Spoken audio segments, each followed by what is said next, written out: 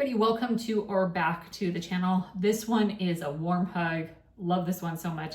This is the Spellshop from Sarah Beth Durst. I know there are a lot of Sarah Beth Durst fans out there, and this one has a sprayed edge. You know how Jennifer loves a sprayed edge. Look at that pretty purple. It's just so pretty when it sits on the bookshelf, and it's got a pretty cover too.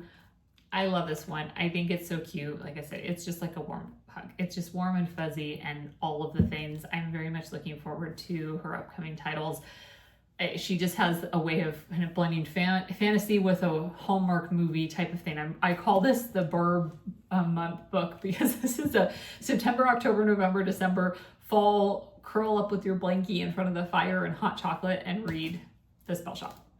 I am not a huge fantasy fan, but I feel like this is just enough fantasy that it's not so far out there and so fantastical that it's completely lost all touch with reality. It's just fun. This one is just fun. It's just cute. It's a love all the things that she does, that she puts out there. So the premise of the book is we're following Kiela, who has some secrets. You know, we got to have secrets. We got to have some mystery in some of these books to keep us guessing on what's going on. So she has some secrets that she is hiding. She thought that she found in her safe space in the library where, you know, she could kind of hide some of her secrets, but still be around things that she loved and kind of help her community and whatnot. But then there is an event that happens. I will not spoil anything for you on what that event is. You'll have to read and see what happens.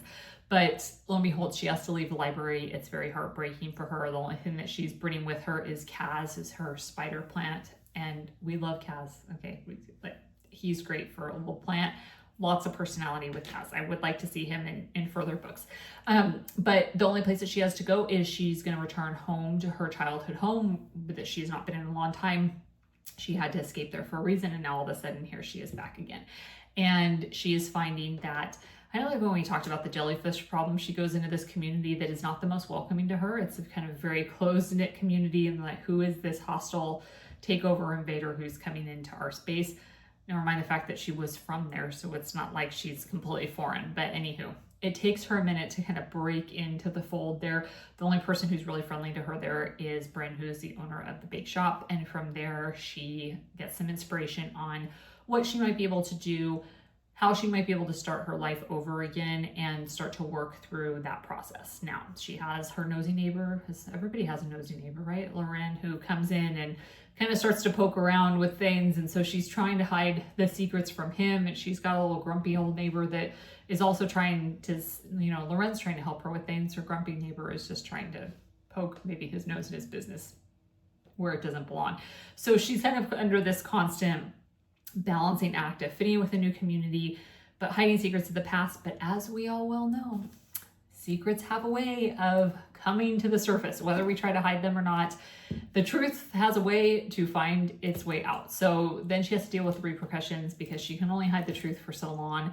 And now she's stuck between, you know, this world that she was part of before and this new life that she has built for herself that she wants to continue to build on. So there's a fun cast of characters in here also. Again, recognize that it is fantasy, so it is not 100% grounded in reality with the cast of characters and half human, half otherwise characters. You know, Larran has mermaids that he's taming, as one does, right? I mean, who doesn't love just having a mermaid around in the mix? But you know what I'm saying.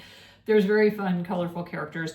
I think the writing is on point. It is really kind of bringing to life this magic of, like, you can imagine this little spell shop in the forest, like you're right there with them and with Kaz and whatnot. I think the writing is magnificent. Like I said, it's like a warm hug. It does make you think about, you know, so what truths might you be hiding? And is there a truth that you're hiding that really should be shared with other people that you need to let the bag out, right? Like, let it out of the bag. It's time to let go of trying to hide it. As I said, normally it ends up finding its way out anyway. So let's just let it out now. But I love her books. I think they're super fun. I said, I'm looking forward to her new title and seeing what's what. So I would love to hear what you guys think of the book. For those of you who have not already been introduced to Sarah Beth Durst, I think she's great. I love in her bio also, it's just a little fun fact on here. She's, you know, they always say like, where you live and if there's kids or whatnot. She has a note down here that she lives with her ill-mannered cat.